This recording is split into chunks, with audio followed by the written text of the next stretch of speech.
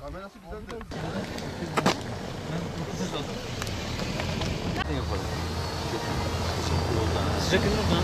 Abi biz dönüşte şimdi oraya çıkacağız. Tamam lan oraya doğru çıkacağım.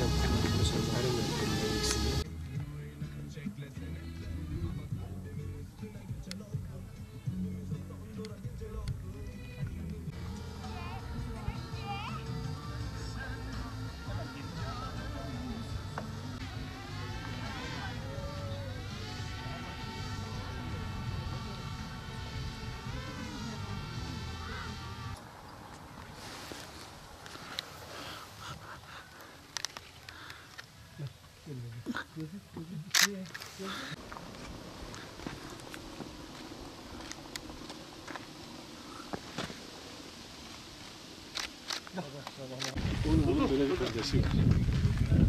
Onun böyle bir kardeşi var. Ayakkabısı bir yerde de ayakkabısı bir dansa da anında bulacak. Herhalde.